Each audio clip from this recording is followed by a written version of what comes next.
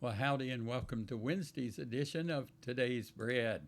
Now, we're continuing on the series Prayers and Exhortations in the Psalms, and this week we're discussing encouragement to righteous living. Now, today's portion is Wickedness Can Only Triumph Temporarily. Our scripture reference is Psalm 37, verses 9 through 17. You know, at times evil appears to triumph over righteousness. But this is because we often see things at a point in time.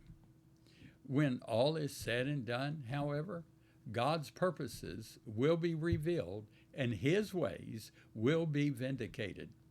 The psalmist made this point in Psalm 37, verses 9 and 10.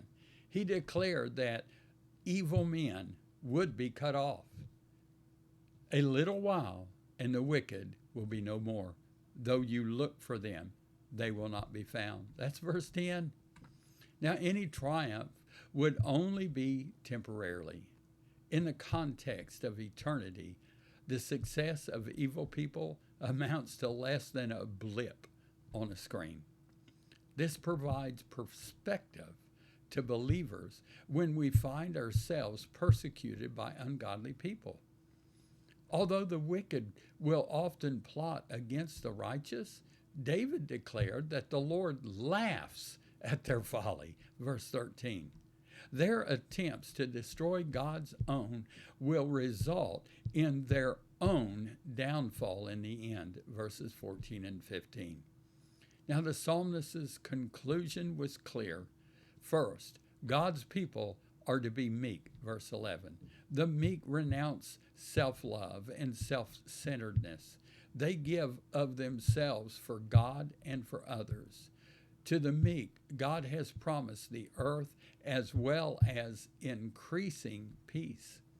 Second, it is better to live righteous lives and have little by way of material possessions than to live in wickedness and enjoy prosperity without God. Verse 16.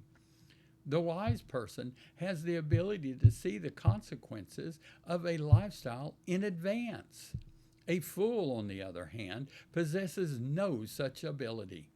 We must never, ever forget to acknowledge God in the circumstances of life. We must always recognize that we never fight our battles alone. The Lord is our ever-present help in time of need.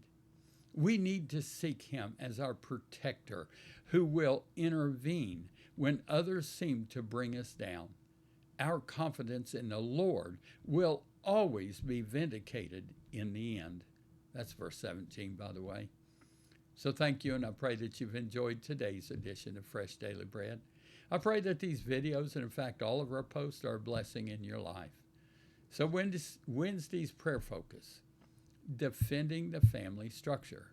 So pray for strong marriages and families and for protection against cultural forces that seek to dismantle God's design for the family. Now remember, yes, Jesus is coming back soon. And now, Wednesday's blessing. I bless you to wait on the Lord, to gain new strength, that you may mount up with wings like eagles, and you will run and not get tired. In fact, you will walk and not become weary.